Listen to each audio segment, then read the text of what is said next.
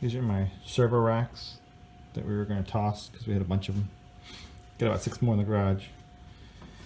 Using these to make my parts for my x-carve. This is the front bracket for one side and the front bracket for the other side. And then of course the reverse bracket and the reverse bracket for the other side. And then out of the centerpiece here, we're going to cut the gantry. I'll get a picture of that in a second. Alright, what I've done here is a little mock-up to show you what I'm going to do with these pieces here.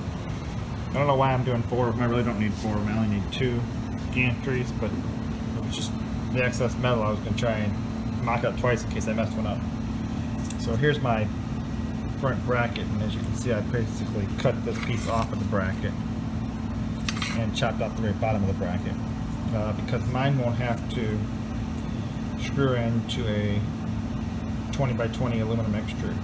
I'm going to have these coming forward on the front for supports and screwing directly into a table for support. So a wood frame is going to be my base, and these will screw down from here and here. There's a hole there now, but I'll be putting a hole over here and a hole over here. So I'll screw them and bolt them down to a frame at the bottom, a wood frame. In theory, I haven't thought this all the way through yet. I might actually put a piece of straight metal from here all the way to the back one and from here across to the other one. I don't know yet. But anyways, this hole right here will line up with where that hole is, so I don't have to recut it. The size of that hole is a little smaller than the size of the actual hole in the metal, but I think I can work with that because that is literally just the tie down for the rubber belt, so I can make something work there. These 2 holes are important because they actually screw into the maker slide, so they have to be precise. And this hole won't matter, as I mentioned, and neither will the hole I cut off here, so those won't matter. But then I'm going to spray glue these down to here, and then I'm going to basically take a center punch and punch all the holes with a center punch, and then come back and drill them their appropriate size. First I'm going to cut them out, hopefully with a jigsaw. I don't have but a jigsaw or a scroll saw. And this is pretty thick metal, so 16, maybe a little thicker than 16. 3/32 maybe. Yeah, here you can kind of, you can't really see there, but it's pretty thick. So here's a 3mm screw, let's see. So not quite 3mm, but pretty doggone close to 3mm. Not a very good image, especially when my fingers in the way. So yeah, not quite 3mm, pretty close. Anyways, so that's going to be some heavy cut for a scroll saw or even a jigsaw, but it's all I have. I have a plasma, not a plasma, I have a torch I could use, but torch, I'm not very good with torch, so I don't want to try and cut these with a torch. And then I'll cut these 2 pieces out, get that out of the way right now, those 2 pieces out of this one, those 2 pieces out of this one. I'll get this piece and this piece out of this one, and if need be I have a spare plate for each one of these that I could do if I make any mistakes over here. So I'll probably go ahead, and if I have a good time jigsawing those out, I'll probably jigsaw out a second set just because I like doing that kind of stuff. So, and then if I have any trouble hole sawing these, I'll go, or putting the holes in these, I'll come back and have a second set of each that I can try. If really need be, I could do a double plate of this stuff, but I don't think I will need to. This is pretty thick metal. I think it'll be sturdy enough. I don't know how thick the actual gantries are on the x-carve, but I'll check and see how thick I am in comparison. I don't think they're 3mm thick, so I think I'll be fine. Anyways, that's my plan for the gantry and front rail.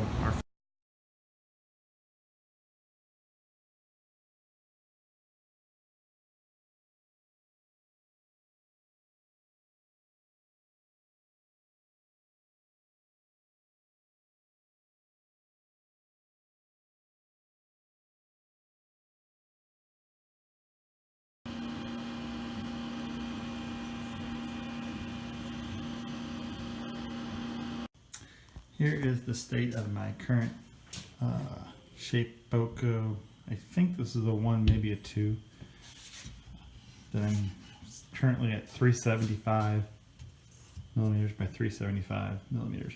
I'm going to revise this, improve on it.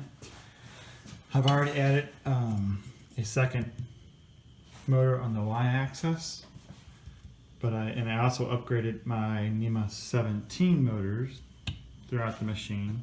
I left the z-axis with the NEMA 17, and upgraded to NEMA 23s. Not very big NEMA 23s, but they are NEMA 23s on both the y's and the x-axis. So I'm going to take and rework. This is the next. I actually added a dust collection system, not very good, but a dust collection system.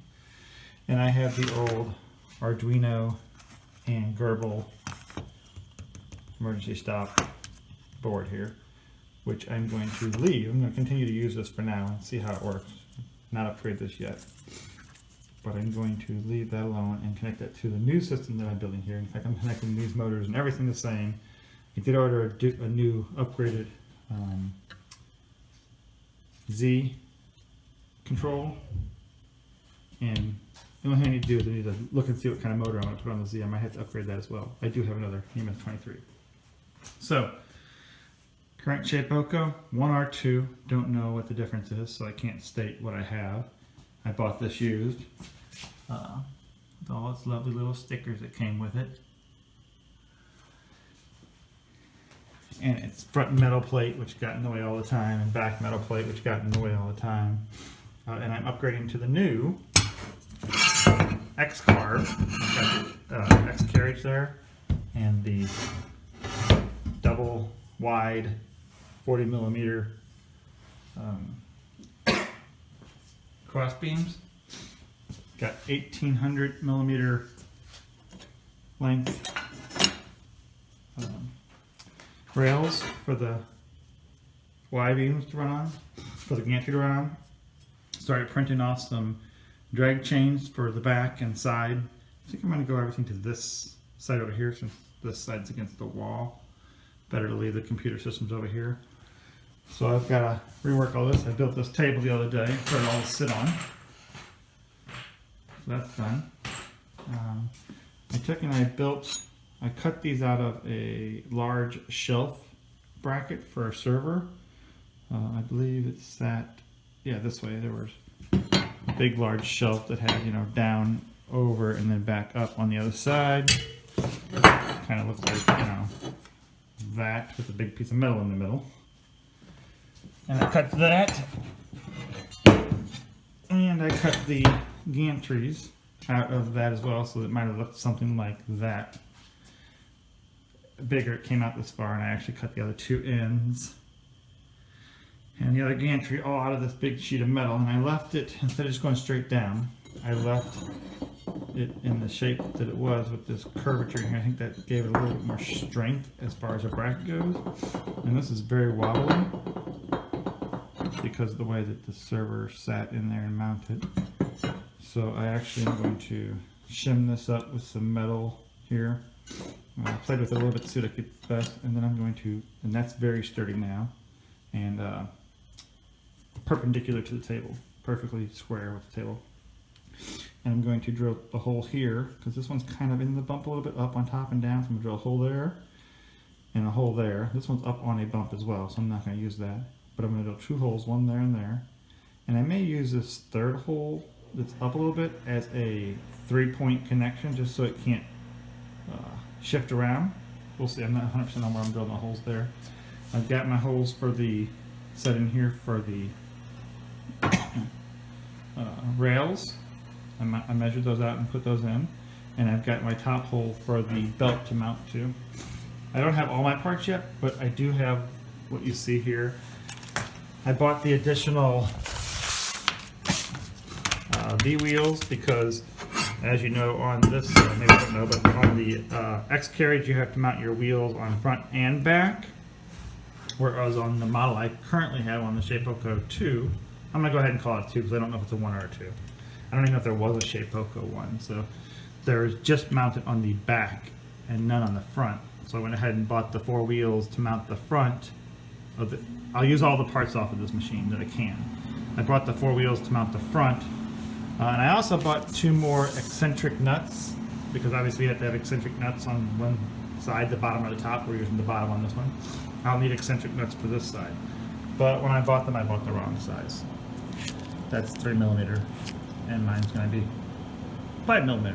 So, I had to order some more of those. So they're coming in the mail, waiting for them to get here. I have the belt here is way too short. All the belts I have right here are too short. I ordered a 3 meters of belt times 4, I think. So I got 12 meters of belt coming, I think, which will get me down the 72 inches or 1800mm here, across here, and across the back there on the cross gantry belt. Not 100% of how these belts are going to do at that length, whether they'll stretch or not. We're going to find out. If they do, we'll deal with that when we get there. I have seen a couple of these 1800 builds, 1800 by 1000 builds, and that's what I'm going for. So this is what I have, and today is the dismantle of the Shapeoko 2. It's kind of sad because I've made a lot of things out of this and really enjoyed it.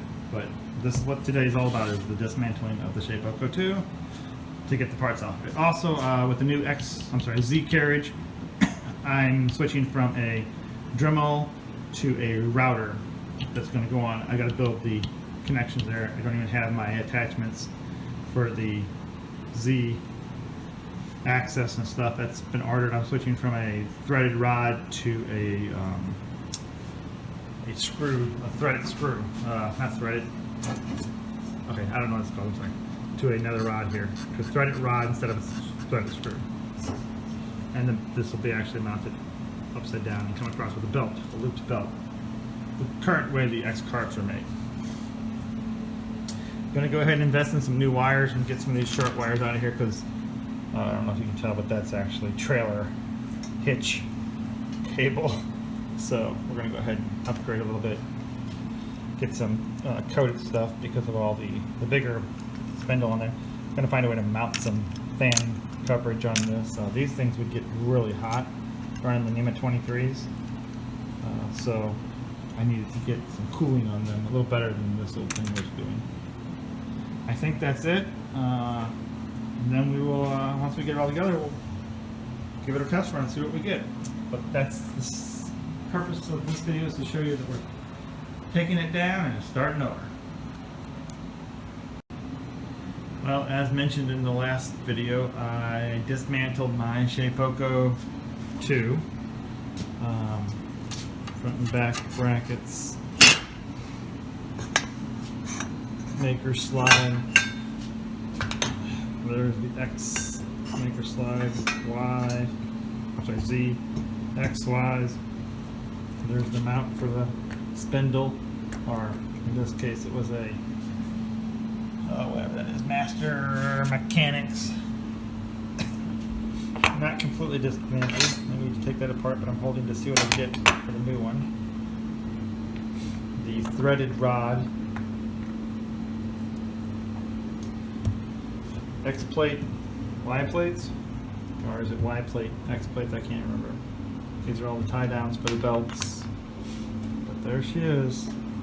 Completely dismantled after all these years. I've had so much fun, but now it's time to move on and extend that sucker all the way down there. Alright, there's the motors. 3 NEMA 23s, 1 NEMA 17 that's going to be replaced. I have another NEMA 23 that's going to be used for the Z, X and Y's. And there's my